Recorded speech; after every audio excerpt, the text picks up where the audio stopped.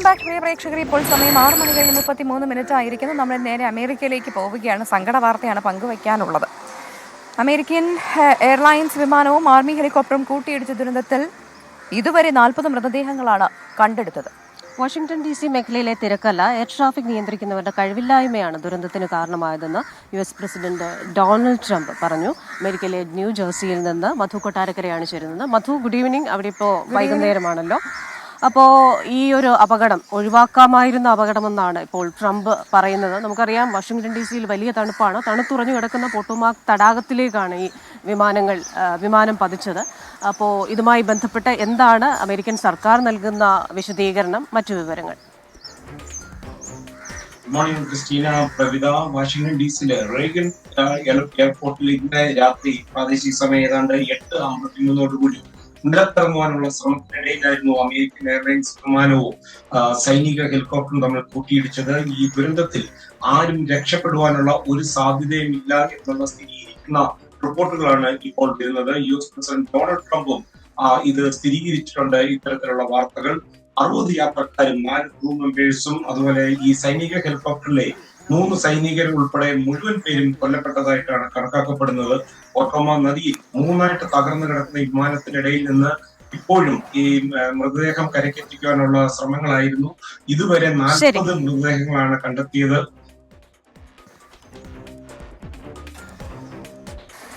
ശരി, മധു കൊട്ടാരക്കരയാണ് വിവരങ്ങൾ നൽകിയത്. മധുവിന്റെ ശബ്ദത്തിൽ ഒരു ചെറിയ പ്രശ്നമുണ്ട്, അതുകൊണ്ടാണ് ഇടപെട്ടത്. അതാ നമ്മളിപ്പോൾ ഒരു പാലം കയറി ഇങ്ങനെ നിൽക്കുകയാണ്. അതെ, അപ്പോൾ ഇത് മനോഹരമായ ഒരു പാലമാണ്. ഈ ഒരു പുഴ ഇവിടെയുണ്ട്, അതിനെ ഇങ്ങനെ വേർതിരിച്ചുകൊണ്ട്, റോഡിൽ നിന്ന് വേർതിരിച്ചുകൊണ്ടുള്ള ഒരു പാലമാണ്. അപ്പോൾ ദൂരെ നിന്ന് കാണുമ്പോൾ മനോഹരമായ ഒരു കാഴ്ചയാണ്. ആ റെസിഡൻഷ്യൽ ഏരിയയും റോഡിനെയും തമ്മിൽ വേർതിരിക്കുന്ന ഒരു പാലം. അപ്പോൾ ചെറിയൊരു ആർച്ച് ബ്രിഡ്ജിൻ്റെയൊക്കെ ഷേപ്പുള്ള പാലമാണ്. കാണാൻ നല്ല ഭംഗിയുണ്ട്. പ്രേക്ഷകരും കാണുമല്ലോ, അല്ലേ? ഇനി നമ്മൾ കുംഭമേളയുമായി ബന്ധപ്പെട്ട റിപ്പോർട്ടിലേക്കാണ് പോകുന്നത്. പ്രയാഗ്രാജ് മഹാകുംഭമേളയ്ക്കിടെയുണ്ടായ അപകടത്തെക്കുറിച്ച് അന്വേഷിക്കാൻ 3-അംഗ ജുഡീഷ്യൽ കമ്മീഷൻ ഇന്ന് അപകടസ്ഥലം സന്ദർശിച്ച് തെളിവെടുപ്പ് നടത്തും. പരുക്കേറ്റ് ചികിത്സയിൽ കഴിയുന്നവരിൽ നിന്നും ദൃക്സാക്ഷികളിൽ നിന്നും മൊഴിയെടുക്കും. 3 അംഗങ്ങളും 3 തലങ്ങളിലായിരിക്കും അന്വേഷണം നടത്തുക എന്നും സർക്കാർ നൽകിയ 1 മാസത്തെ കാലാവധിക്ക് മുൻപായി തന്നെ റിപ്പോർട്ട് സമർപ്പിക്കുമെന്നും സമിതി അധ്യക്ഷൻ ജസ്റ്റിസ് ഹർഷകുമാർ പറഞ്ഞു.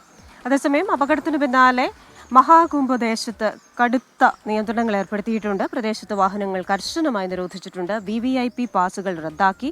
മേളയിലേക്കും തിരിച്ചും 1 വേ ക്രമീകരണവും ഏർപ്പെടുത്തിയിട്ടുണ്ട്.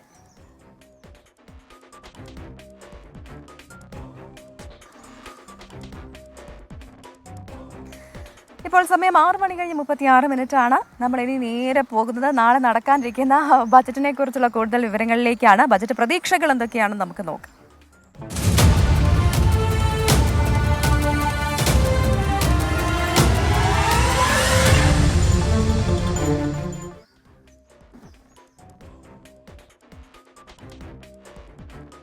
അപ്പോൾ മുൻ വർഷങ്ങളിലൊക്കെ ഒരുപാട് കാര്യങ്ങൾ കേരളം ചോദിച്ചിട്ടുണ്ട്. അക്കമിട്ട് നിരത്തി ഓരോന്നിനും എന്താണ് വേണ്ടതെന്ന് ചോദിച്ചിട്ടുണ്ട്. പക്ഷേ ഇതുവരെയും അങ്ങനെ കേരളത്തിൻ്റെ ഒരു പേര് ബജറ്റിൽ പറഞ്ഞു കേട്ടിട്ടില്ല. അപ്പോൾ എൻ്റെ ഒരു സ്വപ്നമെന്ന് പറയുന്നത് ഒരു 3-4 ഇടത്തെങ്കിലും കേരളത്തിൻ്റെ പേര് പറഞ്ഞ് ധനമന്ത്രി ചില പ്രഖ്യാപനങ്ങൾ നടത്തുന്നതാണ്. നാളെ ഉണ്ടാകുമോ എന്നറിയാം. നമ്മൾ പോകുന്ന ആ വാർത്തയിലേക്കാണ്. മുൻ വർഷങ്ങളിൽ കാര്യമായ പരിഗണന ലഭിച്ചില്ലെങ്കിലും വീണ്ടും കേന്ദ്ര ബജറ്റിൽ പ്രതീക്ഷ അർപ്പിക്കുകയാണ് കേരളത്തിലെ റബ്ബർ കർഷകർ.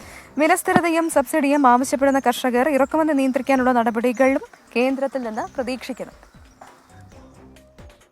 റബ്ബറിന്റെ പ്രധാന ഉൽപാദന മേഖലയായ കേരളത്തിലെ കർഷകർ കഴിഞ്ഞ കുറേ നാളുകളായി വറുതിയിലൂടെയാണ് കടന്നു പോകുന്നത്. വിലസ്ഥിരതയില്ലാത്തതും വർദ്ധിച്ചു വരുന്ന ഉൽപാദന ചെലവുമാണ് കർഷകരെ പ്രതിസന്ധിയിലാക്കുന്നത്. എന്നാൽ കഴിഞ്ഞ കേന്ദ്ര ബജറ്റിലടക്കം യാതൊരു പരിഗണനയും ഇവർക്ക് ലഭിച്ചില്ല. സബ്സിഡികൾ പോലും കുറഞ്ഞതോടെ പലരും കൃഷി ഉപേക്ഷിച്ചു. ഇത്തവണയെങ്കിലും കേന്ദ്ര സർക്കാർ കണ്ണു തുറക്കുമോ എന്നാണ് ഇവർ ചോദിക്കുന്നത്. റെയിൻ ഗാർഡിങ്ങിൻ്റെ സബ്സിഡി വളരെ കുറവാണ് കേന്ദ്ര സർക്കാർ തരുന്നത്. കഴിഞ്ഞ കൊല്ലം കൊടുത്ത അപേക്ഷ പോലും ഇപ്പം ഇത്ര നാളായിട്ട് പോലും പാസ്സാക്കി കിട്ടിയിട്ടില്ല. അതിന് റബ്ബർ ബോർഡുകാർ പറയുന്ന കാരണം ഒന്ന്, അവരുടെ ജോലിക്കാരുടെ എണ്ണം വളരെ കുറവാണ്. അതുകൊണ്ട് അവർക്കതെല്ലാം ഫോർവേഡ് ചെയ്ത് പുട്ടപ്പ് ചെയ്ത് പാസ്സാക്കി വിടാൻ താമസം വരുന്നുണ്ട്. അതുകൊണ്ട് പൈസ കിട്ടുന്നില്ല. പിന്നെ വില കയറി ഇറങ്ങി നിൽക്കുന്നു. ഒരു സ്ഥിരമായ ഒരു വില കിട്ടിയാൽ മാത്രമേ റബ്ബർ കർഷകരെ സംബന്ധിച്ച് ഇത് മുന്നോട്ട് പോകാൻ പറ്റത്തുള്ളൂ. കഴിഞ്ഞ ബജറ്റിൽ റബ്ബർ ബോർഡിൻ്റെ പ്രവർത്തനങ്ങൾക്ക് മാത്രമാണ് തുക വകയിരുത്തിയത്. ഇത് കർഷകരിലേക്ക് എത്തിയില്ലെന്നാണ് ഇവർ പറയുന്നത്. ഇറക്കുമതി നിയന്ത്രിക്കാനുള്ള നടപടികളടക്കം സ്വീകരിച്ച് റബ്ബർ മേഖലയെ താങ്ങി നിർത്താനുള്ള പ്രഖ്യാപനങ്ങളാണ് പ്രതീക്ഷിക്കുന്നത്. റബ്ബർ മേഖലയിലെ ഇപ്പോൾ ഏറ്റവും വലിയ പ്രതിസന്ധി കോമ്പൗണ്ട് റബ്ബറിന്റെ ഇറക്കുമതിയാണ്. ഇവിടുത്തെ ടയർ കമ്പനികൾ ഈ പറയുന്ന റബ്ബറിന്റെ കണ്ടന്റ് വലിയ തോതിൽ വർദ്ധിപ്പിച്ചുകൊണ്ട് ടയർ നിർമ്മാണത്തിന് അനുയോജ്യമായ തരത്തിൽ വലിയ തോതിൽ കോമ്പൗണ്ട് റബ്ബർ ഇങ്ങോട്ട് ഇറക്കുമതി ചെയ്യുകയാണ്. ഈ ബഡ്ജറ്റിൽ ഇതിന്റെ ഇറക്കുമതി ചുങ്കം വർദ്ധിപ്പിക്കാൻ ആവശ്യമായ ഒരു നടപടി കേന്ദ്ര സർക്കാർ എടുക്കും എന്നുള്ള ഒരു വലിയ പ്രതീക്ഷയുണ്ട്. റബ്ബർ ആക്ട് അടക്കമുള്ള വിഷയങ്ങളിലും കേന്ദ്ര സർക്കാർ എന്ത് നിലപാട് സ്വീകരിക്കുമെന്നും കർഷകർ ഉറ്റുനോക്കുന്നുണ്ട്. വർഷാവർഷങ്ങളിൽ വരുന്ന ബജറ്റിനു മുൻപേ തന്നെ കർഷകർ അവരുടെ ആശങ്കകൾ സർക്കാരിന് മുന്നിൽ വയ്ക്കാറുണ്ട്. പക്ഷേ യാതൊരു പരിഗണനയും ഇന്നേ വരെ ലഭിച്ചിട്ടില്ല. ആശങ്കകൾ നിലനിൽക്കുമ്പോഴും ഈ ബജറ്റിനെയും കർഷകർ പ്രതീക്ഷയോടെയാണ് നോക്കിക്കാണുന്നത്. കോട്ടയത്ത് നിന്ന് അദീഷിനൊപ്പം ടോബി ജോൺസൺ, 24. അതെ ക്രിസ്റ്റിന, സൂക്ഷിച്ചൊക്കെ നിൽക്കണം കേട്ടോ. പാലം കുറച്ച് ദ്രവിച്ചിട്ടുണ്ട്. ദ്രവിച്ചിട്ടുണ്ട്. കാണാനുള്ള ഭംഗിയൊക്കെ പക്ഷെ ഇതിനകത്ത് കയറിയപ്പോഴില്ല. അവിടെ ഇവിടെയൊക്കെ ആയിട്ട് ദ്രവിച്ചൊക്കെ ഇരിപ്പുണ്ട്. നമ്മുടെ ചന്ദ്രൻ പി പറയുന്നുണ്ട്, എന്നോടൊപ്പം 2 മക്കളും ഇരുന്ന് TV കാണുന്നുണ്ട്, അവർക്കൊരു ഹായ് പറയാമെന്ന്. അപ്പോൾ മക്കളെ TV കാണുക, അതിലെ നല്ല വാർത്തകൾ ഉൾക്കൊള്ളുക. ചീത്ത വാർത്തകൾ അല്ലാതെ നെഗറ്റീവ് വാർത്തകൾ കേൾക്കുമ്പോൾ ഞങ്ങൾ ഒരിക്കലും ഇങ്ങനെ ചെയ്യില്ല എന്ന് മനസ്സിലൊരു തീരുമാനം എടുക്കുക. അതെ, ഇപ്പോൾ സമയം 6 മണി കഴിഞ്ഞ് 39 മിനിറ്റ് ആയിരിക്കും. നമ്മൾ വീണ്ടും ബജറ്റുമായി ബന്ധപ്പെട്ട റിപ്പോർട്ടിലേക്ക് തന്നെയാണ് പോകുന്നത്. ഈ ഓരോ തവണയും ബജറ്റ് വരുമ്പോൾ വലിയ പ്രതീക്ഷയുണ്ട് വാഹന വ്യവസായ മേഖലയ്ക്ക്. അപ്പോൾ ആ പ്രതീക്ഷ ഇത്തവണയും ഉണ്ട്. ആഭ്യന്തര ഉൽപ്പാദനവും വിതരണവും കയറ്റുമതിയും ശക്തിപ്പെടുത്തുന്ന പദ്ധതികളാണ് പ്രതീക്ഷിക്കുന്നത്. ഹരിതവാഹന നയത്തിന് വേഗമുണ്ടാക്കുന്ന പ്രഖ്യാപനങ്ങളും ഉറപ്പാണ്. ഉൽപാദന ചെലവ് കൂടിയതും വില കൂടിയതും മൂലം രാജ്യത്തെ വാഹന വ്യവസായ വളർച്ച മന്ദഗതിയിലാണെന്നാണ് സൂചന. അതിനാൽ തന്നെ മേഖലയ്ക്ക് താങ്ങാകുന്ന പ്രഖ്യാപനങ്ങൾ ബജറ്റിലുണ്ടാകണമെന്ന ആവശ്യം ശക്തമാണ്. നൂതന സാങ്കേതിക വിദ്യയ്ക്ക് പ്രോത്സാഹനം നൽകുന്ന പദ്ധതികൾ ബജറ്റിലുണ്ടായേക്കും. ഏറ്റവും വലിയ പ്രഖ്യാപനങ്ങൾ ഉണ്ടാവുക ഇലക്ട്രിക് വാഹന മേഖലയിലാകും. ഓട്ടോ എക്സ്പോ ഡൽഹി കഴിഞ്ഞപ്പോൾ അതിനകത്ത് വന്നതിൽ ഏതാണ്ട് മോർ ദാൻ 50% അടുത്ത വർഷം വരാൻ പോകുന്ന വാഹനങ്ങൾ EV-കളായിരുന്നു. അപ്പോൾ EV-കളുടെ രംഗത്തൊരു വലിയ ഒരു പ്രഖ്യാപനം, ഒരു അനുകൂലമായ പ്രഖ്യാപനം ഉണ്ടാകുമെന്നാണ് പ്രതീക്ഷിക്കുന്നത്. അപ്പോൾ അതിൽ പ്രധാനമായിട്ടും വരുന്നത് EV-കളുടെ കാര്യം മാത്രമല്ല. EV-കളുടെ ഇപ്പം തന്നെ ടാക്സ് വളരെ കുറവാണ്. ചില സംസ്ഥാനങ്ങളിൽ ടാക്സ് പൂർണ്ണമായിട്ട് ഒഴിവാക്കിയിട്ടുണ്ട്. പക്ഷേ ചാർജിങ് ഒരു ഇൻഫ്രാസ്ട്രക്ചർ എന്ന് പറയുന്ന കാര്യത്തിൽ കൂടുതൽ ഇളവുകൾ ആവശ്യമാണ്. രണ്ടാമത് GST-യുടെ കാര്യത്തിൽ 28% ഇപ്പോൾ GST ഉള്ളത് വാഹനങ്ങളുടെ കാര്യത്തിൽ. അതൊരു 18% ആകും എന്നൊരു അഭ്യൂഹം ഇങ്ങനെ നിലവിലുണ്ട്. അങ്ങനെയാണ് തീർച്ചയായിട്ടും വാഹനങ്ങളുടെ വില നന്നായിട്ട് കുറയുകയും അത് നമ്മളതിന് സഹായിക്കുകയും ചെയ്യും. ഇലക്ട്രിക് വാഹന നിർമ്മാണത്തിൽ ലോക മാർക്കറ്റ് പിടിച്ചടക്കി ചൈനയോട് മത്സരിക്കണമെന്ന് കേന്ദ്രമന്ത്രി നിതിൻ ഗഡ്കരി പറഞ്ഞിരുന്നു. മേഖലയിലെ ആഭ്യന്തര ഉൽപാദകരെ പ്രോത്സാഹിപ്പിക്കുന്നതിനൊപ്പം രാജ്യാന്തര കമ്പനികളെ ആകർഷിക്കാനുള്ള പ്രഖ്യാപനങ്ങളും ഉണ്ടാകും. ഇലക്ട്രിക് വാഹനങ്ങളുടെ ബാറ്ററി നിർമ്മാണത്തിലെ തടസ്സങ്ങൾ പരിഹരിക്കാനുതകുന്ന പ്രഖ്യാപനങ്ങളും പ്രതീക്ഷിക്കുന്നുണ്ട്. അങ്ങനെയെങ്കിൽ ബാറ്ററി ഇറക്കുമതി കുറയും, ഒപ്പം വിലയും. ഉൽപാദനം കൂട്ടുന്നവർക്ക് PLI പദ്ധതി വഴി നൽകുന്ന പിന്തുണ വർദ്ധിപ്പിക്കാനും ഇടയുണ്ട്. 24 ചെന്നൈ. അതെ, അത്തരത്തിലുള്ള ആ ഒരു പ്രതീക്ഷയാണ് വാഹന വ്യവസായ മേഖലയ്ക്കുള്ളത് അല്ലേ? അപ്പോൾ പ്രവിധ ഈ സൈഡിലൊരു കൊന്ന പൂത്ത് നിൽക്കുന്നുണ്ട്. വിനിൽ കാശി അതൊന്ന് കാണിക്കുമോ? സാധാരണഗതിയിൽ കൊന്ന പൂക്കുന്ന സമയമല്ല ഇത്. കാലാവസ്ഥാ വ്യതിയാനം മൂലമാണെന്ന് തോന്നുന്നു ഈ സമയത്തൊക്കെ കൊന്നൊക്കെ വഴിയെങ്കിലും ഇങ്ങനെ കൊന്ന പൂത്ത് നിൽക്കുന്നത് കാണാം. ഏപ്രിലൊക്കെ ആകുമ്പോഴാണ്, വിഷുവിനോട് അടുക്കുമ്പോഴാണ് സാധാരണ കൊന്നമരം ഇങ്ങനെ പൂവിട്ട് നിൽക്കുന്നത്. അവിടെ പൂവിട്ട് വരുന്നതേ ഉള്ളൂ ആ കൊന്നയിൽ നിന്ന് തോന്നുന്നു അല്ലേ? അപ്പം ഈ പ്രേക്ഷകരുടെ കമന്റ്സിലേക്ക് വന്നു കഴിഞ്ഞാൽ എഫ പറയുന്നു, നിങ്ങൾ കമന്റ് ഇടുന്നവരെ മാത്രമേ പരിഗണിക്കുന്നുള്ളൂ, ഞങ്ങളെപ്പോലെ സ്ഥിരം മണിക്കൂറുകളോളം ന്യൂസ് കേട്ട് ജോലി ചെയ്യുന്നവരെ പരിഗണിക്കുന്നില്ല. അതെന്താണെന്ന് വെച്ചാൽ നമുക്ക് ഇങ്ങനെയൊക്കെ ആളുകളുണ്ടല്ലോ. അതെ, നമുക്ക് അങ്ങനെ അറിയാൻ പറ്റുന്നത് കമന്റ് ഇടുമ്പോൾ മാത്രമല്ലേ ഉള്ളൂ. അപ്പൊ അവരുടെ പേരിൽ വായിക്കാൻ പറ്റുള്ളൂ. അതുകൊണ്ടാണ്. എബ്രഹാം തോമസ് പറയുന്നു, ഞാൻ ഫേക്ക് അല്ല, എന്റെ കമന്റ് കൂടി വായിക്കും. എബ്രഹാം തോമസ്, ഫേക്ക് അല്ലാത്തവരെയാണ് നമുക്ക് വേണ്ടത്, ഫേക്കിനെ നമുക്ക് വേണ്ട. അതെ, എന്റെ അനിയന്റെ പിറന്നാളാണെന്ന് ശ്രീനന്ദ് പറയുന്നുണ്ട്. പേര് സൂര്യനാഥാണോ സൂര്യനന്ദ് എന്നാണെന്ന് തോന്നുന്നു. ഓക്കെ, അപ്പൊ ഹാപ്പി ബർത്ത്ഡേ സൂര്യനന്ദ്. ഓക്കെ, അപ്പം ഇങ്ങനെ പ്രേക്ഷകരുടെ കമന്റ്സ് നമ്മളിങ്ങനെ കണ്ടുകൊണ്ടിരിപ്പണം. ഇവിടെ ഒരു ചേട്ടനും ചേച്ചിയുണ്ട്, സംസാരിക്കോ നമുക്ക് നോക്കാം. Good morning. മോർണിംഗ് വാക്കിനാ English or Hindi? Okay, so you are staying here? Your name please? Archana. You're from Lucknow. Okay, how is Kerala? Oh, very nice. Yeah. So how long you have been here? My daughter is here. My son-in-law is in Indian Navy, and they are in Dharmir complex. And when we came here to go through and to see the Kerala, unfortunately she slept from the vehicle and had problem in knee. That's why we have to go for the operation. We are from here. We are here from 2 months. But what I have seen Kerala and Cochin, that's very nice, fantastic. Which other places have you visited? Which other places have you visited? Here only. Before earlier I came here to go to Guruvayur. I have gone to Guruvayur and Thiruvananthapuram Padmanabh Temple, and that's very nice. Okay, if I ask you one favorite place in Kerala. I know Cochin. I have been here. The Venice of Arabian Sea. That's very nice. Alapura. Okay, thank you so much, Thank sir. you so much. Let her get well soon. Please convey our regards. This is yeah. Okay. So please convey our regards. Take care. So this is our morning walk live program. So our audience were watching you. Thank you so much. Take care. Bye. ലക്നൌവിൽ നിന്നുള്ള രണ്ടുപേരാണ്. അതെ, അപ്പം മകളോടൊപ്പം താമസിക്കാനാണ് എത്തിയതെന്ന് പറയുന്നു. നമ്മളുടെ കമൻസിലേക്കൊക്കെ വന്നു കഴിഞ്ഞാൽ ഇങ്ങനെ ഒരുപാട് പ്രേക്ഷകരുടെ കമൻസ് വന്നുകൊണ്ടേയിരിക്കുന്നുണ്ട്. നമുക്ക് ചിലപ്പം ഇങ്ങനെ എന്താ വായിക്കാൻ പറ്റാത്ത രീതിയിൽ അത്രത്തോളം കമൻസ് വരുന്നുണ്ട്. അപ്പം നമ്മളെ വിളിക്കാൻ വേണ്ടിയിട്ടല്ലേ മേക്കപ്പ് ഇടുന്നതെന്നൊരു ഒരാൾ ചോദിക്കുന്നുണ്ടാവും. നമ്മൾ മെളുക്കാൻ വേണ്ടിയിട്ടല്ല മേക്കപ്പ് ചെയ്യുന്നത്. അതായത് നമ്മുടെ നോർമൽ സ്കിൻ ടോണ് നമ്മുടെ ക്യാമറയിലൊക്കെ കറക്റ്റായിട്ട് അറിയില്ല. ഇതിനു വേണ്ടിയിട്ട് മേക്കപ്പ് മാത്രമല്ല, ലൈറ്റിങ് നമ്മൾ കറക്റ്റായിട്ട് ക്രമീകരിക്കാറുണ്ട്. അതുകൊണ്ടാണ് ചിലപ്പോൾ ഏർലി മോർണിംഗിലെ ലൈറ്റിങ്ങിൽ ഒരുപാട് മേക്കപ്പ് ഉണ്ട് എന്ന് തോന്നുന്നത്. അപ്പോൾ മേക്കപ്പ് എന്നൊക്കെ പറയുന്നത് ഓരോരുത്തരുടെ വ്യക്തിപരമായ ഒരു ആത്മവിശ്വാസമാണ്. ചിലർക്ക് അത് ധരിക്കുമ്പോൾ ഒരു ആത്മവിശ്വാസം കിട്ടുമെങ്കിൽ ആയിക്കോട്ടെ. പക്ഷേ ഈ പറയുന്നത് പോലെ നിറം ഒരു ഘടകമല്ല എന്ന്. വെൽക്കം ബാക്ക് പ്രിയ പ്രേക്ഷകരെ. ഇപ്പോൾ സമയം 6:46. അപ്പോൾ കുറേ പ്രേക്ഷകർ എഴുതുന്നുണ്ട് മോർണിംഗ് വാക്കിന്റെ ഒരു സിമ്പിളാണല്ലോ പാട്ട്. പ്രഭുദേ എന്താ പാട്ട് പാടാത്തതെന്ന്. ഇവിടെ എനിക്ക് തോന്നുന്നു ഇത് ഗുൽമോഹറാണോ അല്ലേ? അപ്പൊ ഈ ഗുൽമോഹർ ഒക്കെ കാണുമ്പോൾ പാട്ട് വരുന്നുണ്ടോ? അല്ലെങ്കിൽ ആ മാവ് പൂത്ത് നിൽക്കുന്നത് കാണുമ്പോൾ ഒരു പാട്ട് വരുന്നുണ്ടോ? അതോ സമയം വേണമെങ്കിൽ സമയം എടുത്തിട്ട് ആലോചിച്ച് പാടുക. അപ്പൊ ഈ ഗുൽമോഹർ എന്നൊക്കെ പറയുന്നത് വളരെ മനോഹരമാണ്. നമ്മുടെ പല റൈറ്റിംഗ്സിലും പല പാട്ടുകളുടെ ഭാഗമായിട്ട് നമ്മുടെ ഹൃദയത്തോട് കോളേജിൽ ഒരു ഗുൽമോഹർ മരം ഉണ്ടായിരുന്നു. സീംസ് കോളേജാണോ? കോളേജ് മാന്നാനത്താണ് ഞാൻ പഠിച്ചത്. സൈക്കോളജിയാണ് പഠിച്ചത്. അപ്പം അവിടെ ഇങ്ങനെ ഞങ്ങളുടെ ഡിപ്പാർട്ട്മെന്റ് സൈഡിലായിട്ട് ഒരു മരം നിറച്ച് പൂത്ത് ഇങ്ങനെ നിൽക്കായിരുന്നു. അതൊരു കോളേജ് ഓർമ്മയാണ്. അതിങ്ങനെ ഇങ്ങനെ താഴെ വീഴുമ്പോൾ ഒരു ചുവപ്പ് പരവതാനി വിരിച്ചതുപോലെ കിടക്കും അല്ലേ? അപ്പോൾ നമ്മൾ വാർത്തയിലേക്ക് പോയാൽ CPIM കോഴിക്കോട് ജില്ലാ സെക്രട്ടറിയെ ഇന്നറിയാം. വടകരയിൽ നടക്കുന്ന ജില്ലാ സമ്മേളനത്തിന്റെ അവസാന ദിനമായ ഇന്ന് കമ്മിറ്റി അംഗങ്ങളെ തെരഞ്ഞെടുക്കും. തുടർന്ന് ജില്ലാ കമ്മിറ്റി യോഗം ചേർന്ന് ജില്ലാ സെക്രട്ടറിയെ തെരഞ്ഞെടുക്കും.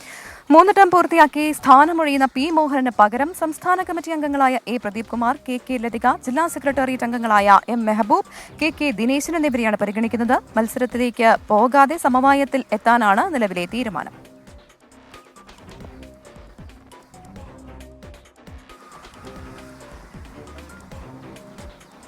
അപ്പോൾ കോഴിക്കോട് സമ്മേളനത്തിൽ മുഴുവൻ സമയം മുഖ്യമന്ത്രി പങ്കെടുക്കുന്നുണ്ടെന്നുള്ള പ്രത്യേകത കൂടിയുണ്ട്. ഇനി അടുത്ത സമ്മേളനം തുടങ്ങുന്നത് കണ്ണൂരിലാണ്. അപ്പോൾ കണ്ണൂർ ജില്ലാ സമ്മേളനത്തിന് നാളെ തളിപ്പറമ്പിലാണ് തുടക്കമാവുക. മുഖ്യമന്ത്രി പിണറായി വിജയൻ, സംസ്ഥാന സെക്രട്ടറി MV ഗോവിന്ദൻ എന്നിവർ 3 ദിവസങ്ങളിലും സമ്മേളനത്തിൽ പങ്കെടുക്കും. ലോക്സഭാ തെരഞ്ഞെടുപ്പിലെ തിരിച്ചടി, വോട്ട് ചോർച്ച, രാഷ്ട്രീയ വിവാദങ്ങൾ എന്നിവ സമ്മേളനത്തിൽ ചർച്ചയാകും. CPIM-ന് രാജ്യത്തെ ഏറ്റവും വലിയ സംഘടനാശേഷിയുള്ള ജില്ലയാണ് കണ്ണൂർ.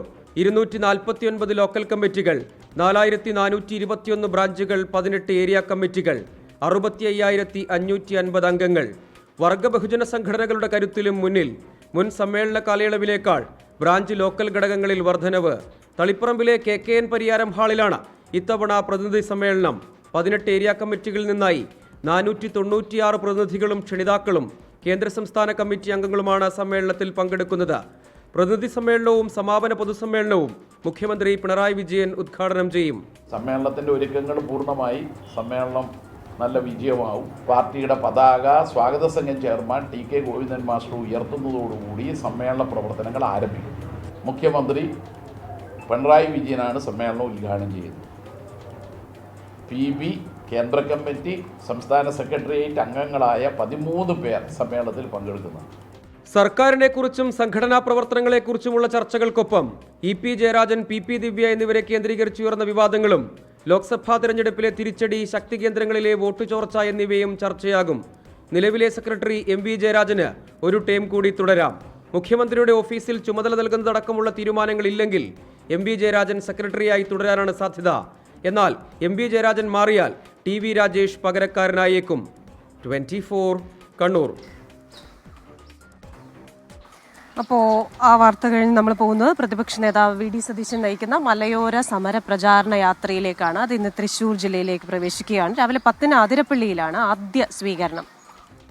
അതെ, പിന്നീട് ജാഥ എറണാകുളം ജില്ലയിൽ പ്രവേശിക്കും. ഉച്ചയ്ക്ക് 2 മലയാറ്റൂർ, വൈകുന്നേരം 4 മണിക്ക് കോതമംഗലത്തുമാണ് ജാഥയുടെ സ്വീകരണം നൽകുക. വന്യമൃഗ ആക്രമണത്തിൽ നിന്നും മലയോര കർഷകരെയും ജനങ്ങളെയും രക്ഷിക്കുക, കാർഷിക മേഖലയെ തകർച്ചയ്ക്ക് പരിഹാരമുണ്ടാക്കുക, ബഫർ സോൺ വിഷയത്തിൽ കേന്ദ്ര സർക്കാർ ഇടപെടുക എന്നീ ആവശ്യങ്ങൾ ഉന്നയിച്ചാണ് UDF മലയോര സമര പ്രചാരണ യാത്ര നടത്തുന്നത്.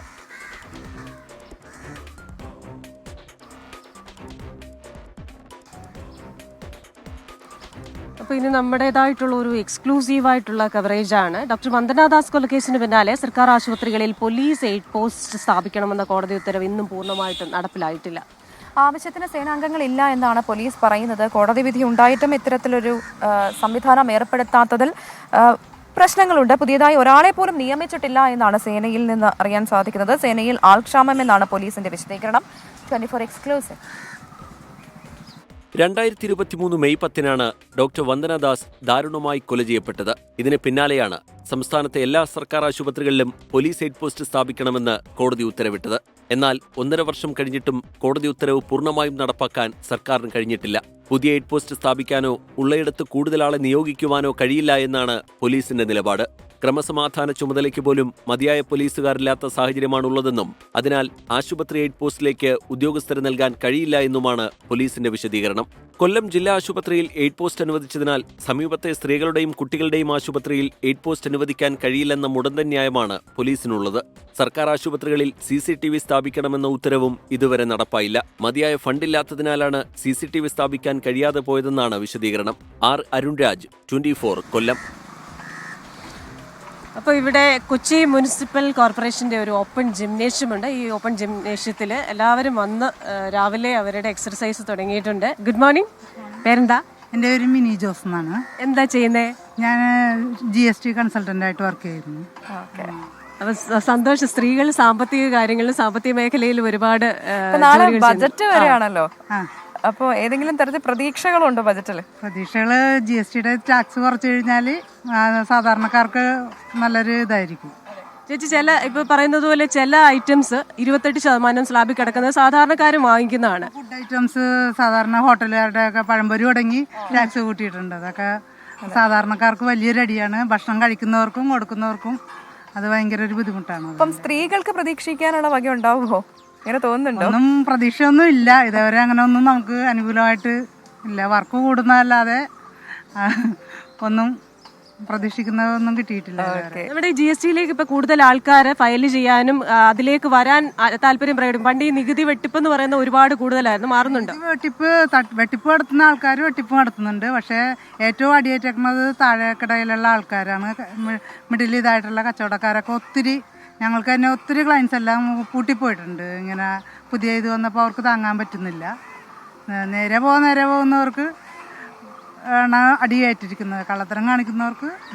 ഓക്കെ, അപ്പൊ അതാണ് ആ കാര്യത്തിലൊക്കെ ഒരു റാഷണലൈസേഷൻ വേണം. അത് സർക്കാരിനും തോന്നി തുടങ്ങിയിട്ട്. അപ്പൊ എല്ലാ ദിവസവും ഇവിടെ വരാറുണ്ടോ? ഞങ്ങൾ ഡെയിലി ഒരു 5-6 വർഷമായിട്ട് ഞങ്ങൾ വരുന്നതാണ്. ഓപ്പൺ ജിം വലിയ ഉപകാരമാണ് അല്ലേ? വളരെ ഉപകാരമാണ്. പിന്നെ 1-2 ഐറ്റംസ് വർക്ക് ചെയ്യുന്നില്ല എങ്കിലും ഉള്ളതിൽ എല്ലാവരും അഡ്ജസ്റ്റ് ചെയ്യും. ഓക്കെ, നല്ല കോപ്പറേറ്റീവ് ആണ്. പ്രശ്നമൊന്നുള്ള സ്ഥലമല്ല. ഓക്കെ, അപ്പൊ ചേച്ചിയുടെ വ്യായാമം നടക്കട്ടെ. Thank you. അപ്പോൾ എന്തായാലും 1-2 സാധനങ്ങൾ വർക്ക് ചെയ്യുന്നില്ല, ഉപകരണങ്ങൾ വർക്ക് ചെയ്യുന്നില്ല എന്ന് പറയുന്നുണ്ട്. അപ്പോൾ അത് അധികൃതർ ഒന്ന് ശ്രദ്ധിക്കില്ല. നന്നാക്കി കൊടുത്തു കഴിഞ്ഞാൽ ഇവർക്ക് അതൊരു പ്രയോജനമാകും. ഇനി നമ്മൾ അടുത്ത വാർത്തയിലേക്ക് പോയാൽ, നടിയുടെ പരാതിയിൽ രാഹുൽ ഈശ്വറിനെതിരെ എടുത്ത കേസിൽ അന്വേഷണം ആരംഭിക്കാൻ പോലീസ്. രാഹുൽ നടിക്കെതിരെ നടത്തിയ പരാമർശങ്ങളുടെ ഡിജിറ്റൽ തെളിവുകൾ ശേഖരിക്കും. തന്നെ തുടർച്ചയായി വ്യക്തിഹത്യ നടത്തിയെന്നാണ് നടിയുടെ പരാതി. അതേസമയം നടിക്കെതിരെ 10 കോടിയുടെ മാനനഷ്ട കേസ് ഫയൽ ചെയ്യാനാണ് രാഹുൽ ഈശ്വറിന്റെ നീക്കം. മുൻകൂർ ജാമ്യത്തിനായി കോടതിയെ സമീപിക്കുകയും ചെയ്യും. ഇപ്പൊ നമ്മൾ നേരെ കോട്ടയത്തേക്ക് പോവുകയാണ്. കോട്ടയം നഗരസഭയിൽ 211 കോടി കാണാതായ സംഭവം ചർച്ച ചെയ്യാൻ ഇന്ന് പ്രത്യേക കൗൺസിൽ ചേരുന്നുണ്ട്. ഇന്റേണൽ വിജിലൻസിന്റെ സെക്രട്ടറിക്ക് റിപ്പോർട്ട് ലഭിച്ച സാഹചര്യത്തിലാണ് ചെയർപേഴ്സൺ കൗൺസിൽ യോഗം വിളിച്ചത്. ഉച്ചയ്ക്ക് 2:30-ക്കാണ് കൗൺസിൽ യോഗം ചേരുക. 211 കോടി കാണാതായത് കൂടാതെ പെൻഷൻ തട്ടിപ്പ്, നഗരസഭാ ശ്മശാനം തുടങ്ങിയ വിഷയങ്ങളും ചർച്ചയാകും. പ്രതിപക്ഷം ശക്തമായ പ്രതിഷേധം കൗൺസിൽ യോഗത്തിൽ ഉയർത്തിയേക്കും.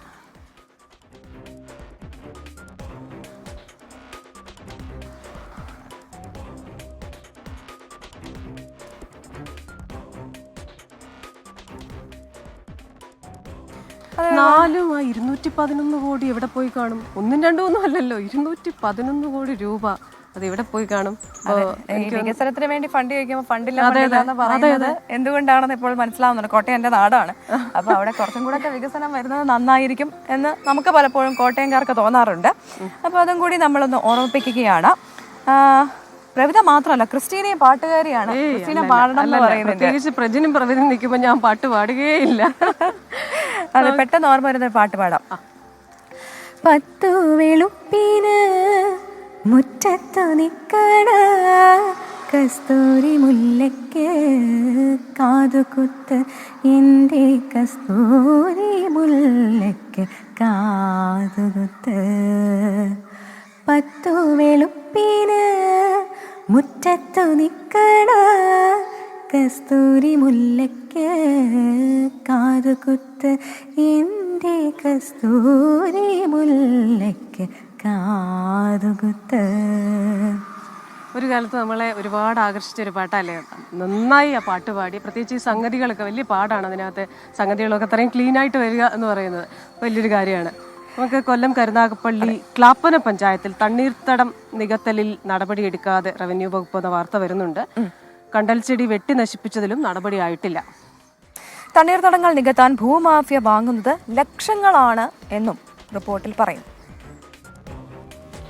അതീവ പാരിസ്ഥിതിക സംരക്ഷണ പ്രദേശങ്ങളിൽ ഒന്നാണ് കൊല്ലം ക്ലാപ്പന അടക്കമുള്ള തീരദേശ മേഖല. ഇവിടെയാണ് പഞ്ചായത്തിന്റെ അടക്കം മൗനാനുവാദത്തോടെ വ്യാപകമായി തണ്ണീർത്തട പ്രദേശങ്ങളും പാടങ്ങളും നികത്തുന്നത്.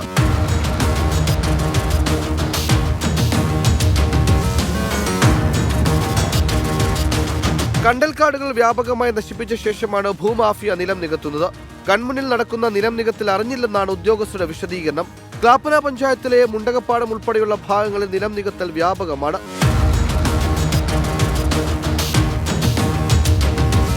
കുറഞ്ഞ തുക നൽകി തണ്ണീർത്തടങ്ങളും പാടങ്ങളും വാങ്ങിയ ശേഷമാണ് മണ്ണിട്ട് നികത്തുന്നത്. സെന്റിന് 10,000-ങ്ങളും ലക്ഷങ്ങളുമാണ് നിലം നികത്താൻ നൽകേണ്ടത്. 24 കൊല്ലം. അതെ, വെൽക്കം ബാക്ക് പ്രിയ പ്രേക്ഷകരെ. ഞങ്ങളിങ്ങനെ പത്രം കയ്യിലെടുത്തിട്ടുണ്ട്. എൻ്റെ കയ്യിൽ മനോരമ പത്രമാണുള്ളത്, എൻ്റെ കയ്യിൽ മാതൃഭൂമിയാണുള്ളത്. അപ്പോൾ മാതൃഭൂമി പറയുന്ന പ്രധാന വാർത്തകളിൽ ഒന്ന് US ആകാശത്ത് കൂട്ടിയിടി എന്ന വാർത്തയാണ്. 67 പേർ മരിച്ചതായ സംഭവം. ഇതിൻ്റെ വിശദാംശങ്ങൾ മധു കൊട്ടാരക്കര പറഞ്ഞത് പ്രേക്ഷകർ കേട്ട് കാണും. മറ്റൊരു വാർത്ത വെള്ളം പ്രശ്നമാണ്. 60% ജലാശയങ്ങളും നാശത്തിലാണ്. അപ്പോൾ ഈ വെള്ളം പ്രശ്നമാണെന്ന റിപ്പോർട്ട് വരുന്നത് എലപ്പുള്ളിയിലെ മദ്യശാല നിർമ്മാണ കമ്പനിക്ക് അനുമതി നൽകിയതിനെ ചൊല്ലി വിവാദം തുടരവേ ജില്ലയിലെ കുടിവെള്ള പ്രശ്നത്തിൻ്റെ രൂക്ഷത വ്യക്തമാക്കുന്ന കണക്കുകളാണ്. അപ്പോൾ ഇത്രയും കുടിവെള്ള ക്ഷാമമുള്ള ഒരു ജില്ലയാണ് പാലക്കാട്. അവിടെയാണ് ബ്രൂവറി വേണം എന്ന് പറയുന്നത്. ഇനി മനോരമ പത്രത്തിന്റെ ഫ്രണ്ട് പേജിലേക്ക് വന്നു കഴിഞ്ഞാൽ ഈ 2 ചിത്രങ്ങളിൽ വ്യത്യാസം എന്ത്? അതിലുണ്ട് സ്വർണ്ണ മുടി തിളക്കം എന്നുള്ള ആ ഒരു വാർത്ത. അതായത് ശരീരഭാരം കൂടിയത് കാരണം പാരീസ് ഒളിമ്പിക്സ് മെഡൽ നഷ്ടമായ ഇന്ത്യൻ ഗുസ്തി താരം വിനേഷ് ഫോഗട്ടിന്റെ സങ്കടം സുഫ്ന ജാസ്മിനും TV-യിൽ കണ്ടതാണ് എന്ന് തുടങ്ങിയ ആ വാർത്ത തുടങ്ങിയ ദേശീയ ഗെയിംസുമായി ബന്ധപ്പെട്ടുള്ള റിപ്പോർട്ടാണത്. ദേശീയ ഗെയിംസിൽ തന്നെ ഒരു സന്തോഷ വാർത്ത പറയുകയാണെങ്കിൽ ഉത്തരാഖണ്ഡിൽ നടക്കുന്ന ദേശീയ ഗെയിംസിൽ വനിതകളുടെ 200 മീറ്റർ ബ്രസ്റ്റ് സ്ട്രോക്ക് നീന്തലിൽ സ്വർണം നേടി കേരളത്തിന്റെ ഹർഷിത ആ നീന്തൽക്കുളത്തിൽ ചിരിച്ചുകൊണ്ട് നിൽക്കുന്ന ഫോട്ടോയുമുണ്ട്. അതെ, ഞാൻ ഇപ്പൊ ഈ വായിച്ച വാർത്തയിൽ ഒരു കൗതുകമുണ്ട്. അതായത് ഈ ഭാരം, ശരീരഭാരവുമായി ബന്ധപ്പെട്ട് നമ്മൾ കണ്ടതാണല്ലേ, എത്രത്തോളം സങ്കടം അനുഭവിച്ചിട്ടുണ്ട് വിനേഷ് ഫോഗട്ട് എന്നുള്ളത്. അപ്പം ഇതിൽ ഈ ഭാരം കൂടുമോ എന്നുള്ള ഇതിൽ മുടി മുറിച്ചു എന്നുള്ളതാണ് ആ വാർത്തയിൽ സൂചിപ്പിക്കുന്നത്. നമ്മൾ മാതൃഭൂമിയിലെ കാകദൃഷ്ടി വളരെ ഹാസ്യാത്മകമായി സമൂഹത്തിൽ നടക്കുന്ന പലതിനെയും നോക്കുന്ന ഒരു കോളമാണ്. 100 കൊല്ലം തടവ് ശിക്ഷിച്ചോളൂ, വേഗം വിധിക്കണം കോടതിയോട് ചെന്താമര. അതിന് മറുപടിയായിട്ട് പറഞ്ഞിരിക്കുന്നത് സാമ്പാർ, അവിയൽ, പുളിശ്ശേരി, മീൻകറി, തോരൻ, തൈര്, കപ്പപ്പുഴുക്ക, ചപ്പാത്തി, ചിക്കൻ ഇതൊക്കെ പോന്നോട്ടെ, വേഗമാകട്ടെ എന്നൊരു കമന്റാണ്. അപ്പം ഈ ബജറ്റുമായി ബന്ധപ്പെട്ടുള്ള പ്രതീക്ഷകളൊക്കെ മനോരമ പത്രത്തിൽ റെഡിയാണ്. അപ്പോൾ നമ്മുടെ മോർണിംഗ് വാക്ക് ഇവിടെ പൂർണ്ണമാവുകയാണ്.